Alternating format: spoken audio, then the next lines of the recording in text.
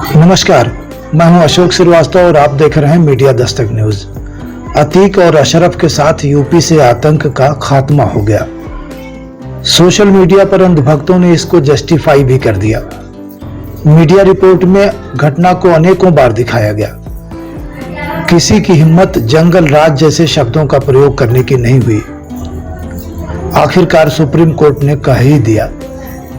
हैरानी इस बात की है कि जीरो टॉलरेंस पर काम करने का दावा करने वाली योगी सरकार को गुंडे और माफिया लगातार चुनौतियां दे रहे हैं, लेकिन सरकार ने देश में अमृत काल बताकर नागरिकों को गुमराह कर रखा है। आइए कुछ हादसे गिनाते हैं जो इस बात का एहसास कराते हैं कि यूपी राम राज का एहसास करते करते अब जंगल राज की ओर बढ़ रहा है। अब तो सुप्रीम कोर्ट ने भी टिप्पणी कर दिया, यूपी में जंगल राज है, हम तंग आ चुके हैं।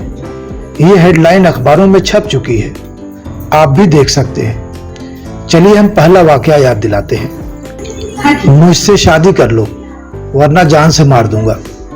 यह किसी फिल्म का डायलॉग नहीं है। यूपी में एक प्रेमी द्वारा प्रेमिका को दी गई धमकी है। इसके बाद 17 अप्रैल को दिन दहाड़े उसकी हत्या कर दी गई। मामला यूपी के जालौन का है। वारदात को उस समय अंजाम दिया गया जब छात्रा परीक्षा देकर वापस लौट रही थी। हालांकि पुलिस ने मुख्य आरोपी युवक को 6 घंटे के अंदर गिरफ्तार कर लिया। बीए की छात्रा को 2 युवकों ने गोली मारी थी। इनमें से मुख्य आरोपी राज को गिरफ्तार कर लिया गया। गिरफ्तारी के बाद उसने पुलिस की पिस्टल लेकर फायरिंग करते हुए भागने की कोशिश की। गनीमत थी ये पुलिस प्रयागराज के धूमनगंज थाने जैसी नहीं थी। जवाब में पुलिस टीम ने भी उसे दौड़ाकर पकड़ लिया। अयोध्या गांव की रहने वाली बीए सेकेंड ईयर की छात्रा 20 वर्षीय रोशनी अहिरवार 17 अप्रैल को परीक्षा देकर लौट रही थी। तभी पल्सर बाइक सवार 2 युवकों ने उसे रोक लिया। देखते ही देखते दोनों ने उसके सिर पर तमंचा सटाकर गोली मार दी। रोशनी की मौके पर ही मौत हो गई। दूसरा वाकया उत्तर प्रदेश के उन्नाव का है। यहाँ नाबालिग गैंगरेप पीड़ित के घर आग लगा दी गई, जिसमें 2 बच्चे भी झुलस गए। इसमें एक बच्चा 7 महीने का और दूसरी बच्ची 2 महीने की है। बच्चों को कानपुर के हैलट अस्पताल में भर्ती कराया गया है। पिटाई से घायल पीड़ित और उसकी मां का इलाज उन्नाव के जिला अस्पताल में चल रहा है। घटना 17 अप्रैल रात करीब 10 बजे की है। मामले में 7 आरोपियों के खिलाफ केस दर्ज किया गया है। पीड़ित और उसकी मां का आरोप है कि गैंग रेप को अंजाम देने वाले मुकदमे में सुलह करने का दबाव बना रहे थे। विरोध करने पर गाली गलौज करने लगे और डंडों से पीट दिया। इसके बाद घर में आग लगा दी। 2 मासूम बच्चों को जलाकर मौत के घाट उतारने की कोशिश की गई। 13 साल की नाबालिग से 13 फरवरी 2022 को गांव के ही 5 युवकों ने रेप किया था। उसके बाद वह गर्भवती हो गई थी और 7 महीने पहले उसने एक बच्चे को जन्म भी दिया था। गांव के रहने वाले 3 आरोपियों अमन, अरुण और सतीश को जेल भेज दिया गया था। वे जमानत पर इन दिनों रिहा होकर 1 महीने से घर पर थे। तीसरा वाकया यूपी के देवरिया जिले में सलेमपुर कस्बे का है। यहाँ रामपुर बुजुर्ग मोड़ के पास खून से लथपथ प्रधान के पुत्र का शव पाया गया है। परिजनों ने हत्या का आरोप लगाते हुए कार्रवाई की मांग की है। पुलिस मामले की जांच कर रही है। परिजनों के अनुसार युवक घर से सुबह टहलने के लिए निकला था। जिले के सलेमपुर कोतवाली थाना क्षेत्र के महदहा गांव निवासी जय नारायण यादव गांव के प्रधान हैं। उनका बेटा धर्मेंद्र उर्फ मंटू यादव उम्र 28 वर्ष बुधवार की भोर में घर से टहलने के लिए निकला था।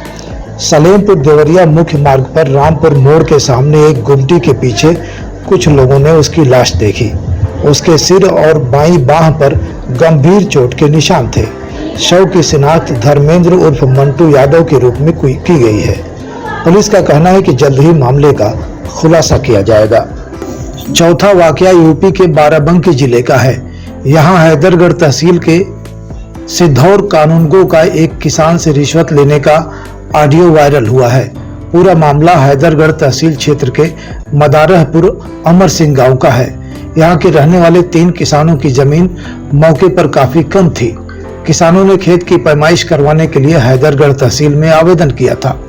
कुछ दिन बाद किसानों के खेत की पक्की पैमाइश के लिए हैदरगढ़ तहसील से आदेश हो गया। पक्की पैमाइश का आदेश होने के बाद फाइल क्षेत्रीय सिद्धौर कानूनगो मनसाराम के पास पहुंची। जब किसानों ने मनसाराम कानूनगो से पैमाइश करने की बात कही तो उन्होंने 10,000 रुपए की डिमांड की। कहा कि 10,000 रुपए लगेंगे, आपका खेत जो कम है वह पूरा कर दिया जाएगा।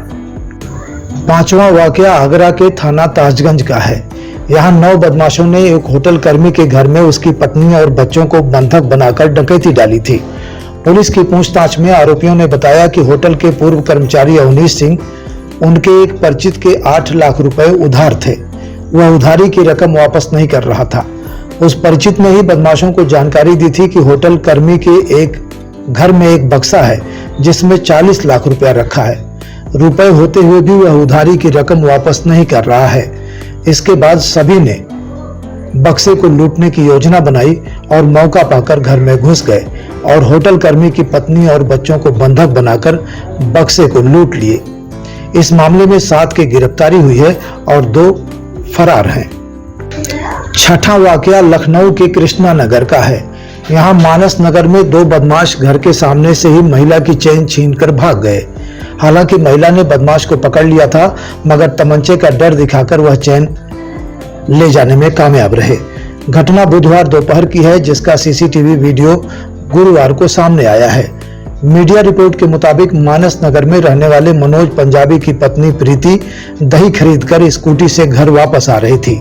महिला घर पहुंची ही थी कि तभी बाइक सवार लुटेरों ने अचानक पीछे से गले की चेन खींच लिया।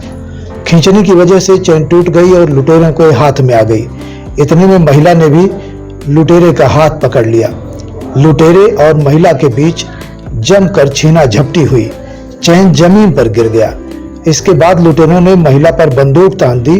महिला जान बचाने के लिए पीछे हटी। तभी मौका पाकर दोनों बाइक सवार लुटेरे चेन लेकर भागने में कामयाब रहे।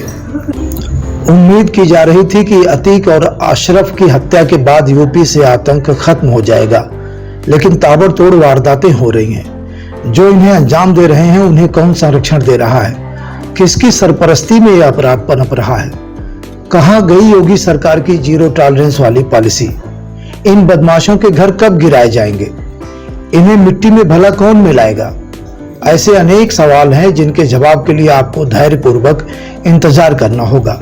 नहीं करेंगे तो क्या करेंगे? कुछ न कर पाइए तो जय श्री राम कहिए। आप चाहें तो वारदातों को जस्टिफाई करिए और गोदी मीडिया का हौसला बढ़ाते रहिए। बने रहिए हमारे साथ। अगली रिपोर्ट के साथ हम फिर हाजिर होंगे। तब तक के लिए नमस्कार।